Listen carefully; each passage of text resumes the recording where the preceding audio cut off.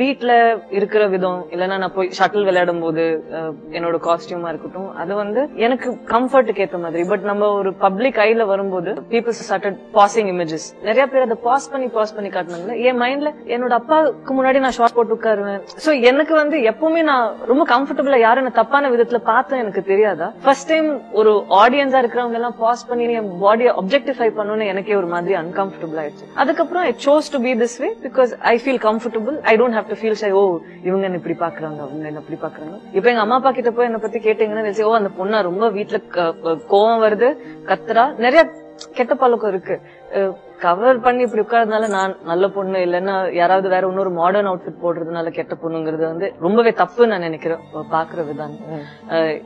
எனக்கு நாளைக்கு ஒரு குழந்தை பிறந்துச்சு, அந்த பொண்ணு வந்து குட்டி துணி எல்லாம் போடுதுன்னா அவளுக்கு பிடிச்சிருக்கா, அவ கம்ஃபர்டபுளா இருக்கா, அவ நம்புறா உலகத்துல யாருமே என்ன தப்பா வந்து பாக்க மாட்டாங்க, யாருமே வந்து என்ன என்னோட அம்மா என்ன எப்படி பாக்குறாங்களோ அதே மாதிரிதான் என்ன பாக்குறாங்க அப்படின்னு ஒரு நம்பிக்கையில போற குழந்தைய வந்து நான் எப்பவுமே உடைச்சு நீ இல்ல இவ்வளவு ஃபுல்லா போட அந்த அங்கிள் ஏதாவது பண்ணுவாங்க நான் ஆண்டி அப்படி நான் பண்ண மாட்டேன். செகண்ட் திங் பாடி கான்சியஸ்னஸ்ங்கிறது ஒரு விஷயம் இருக்கு. ஃபீமேலோட பாடியை வந்து நம்ம ஓவரா அது சாமி மாதிரி அப்படி இப்படின்னு பண்றதுனால இட் பிகம்ஸ் அ கான்வர்சேஷன். இப்படி பண்ணோன்னு ஏதாவது ஒண்ணு பண்றாங்களா ஃபர்ஸ்ட் நான் சொல்வேன் என் குழந்தைகிட்ட உன் பாடி வந்து உன்னோட துணி மாதிரி யாராவது ஏதாவது பண்ணாங்கன்னா நீ உள்ள எடுத்துட்டு நீ உன்னையே உடைச்சுக்காத.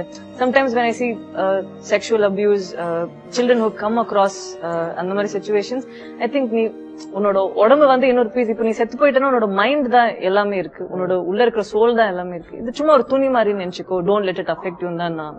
My way of thinking is very different.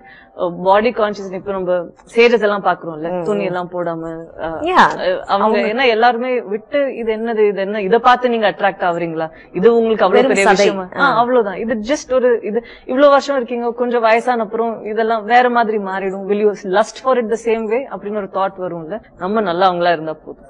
இது வந்து கொஞ்சம் உங்களுடைய ஒப்பீனியன் வந்து சொல்லுங்க. men at work எது உங்களால ஏத்துக்கவே முடியாது? அதாவது டர்ட்டி டெக்ஸ்ட் அனுப்புறது வந்து உங்களால ஏத்துக்க முடியாதா? பிசிக்கல் அபியூஸ் இந்த மாதிரி விஷயங்கள் எல்லாம் நடக்கல, அது உங்களால ஏத்துக்க முடியாதா? இக்னோரன்ஸ் நினைக்கிறேன்.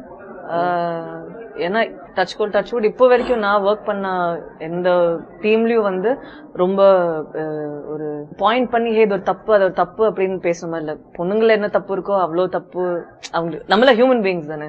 சோ அந்த மாதிரி பார்த்து நான் அந்த மாதிரி எதுவுமே பிக் பண்ண முடியல. பட் ஜென்ரலாவே ஒரு இக்னரன்ஸ் இருக்கும்ல, இப்படி சொன்னா அவங்க ஹர்ட் ஆவாங்க அப்படிங்கறது அந்த அளவு தான் நினைக்கிறேன். பட் இல்ல எனக்கு அவ்வளவா இதுக்கு வந்து அவ்வளவா எனக்கு ஒரு தாட் வரல.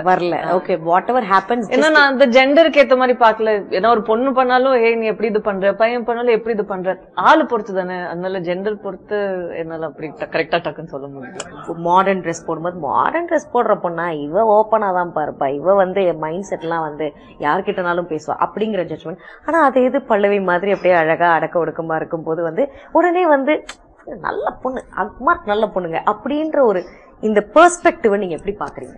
பிசிக்கல் ஆக்ட் ஆஃப் லவ் வந்து எப்பவுமே is looked at as a taboo, though it happens. நம்மளோட வாழ்க்கையில இது எவ்ரிடே ஒரு விஷயமா நடக்கிறதா இருந்தா கூட வெளியில வந்து I think so. But it's very important that ஏன்னா ஹைஜீனுக்காக, இது நம்ம ஃபேஷனுக்காக யாரும் பண்ணல.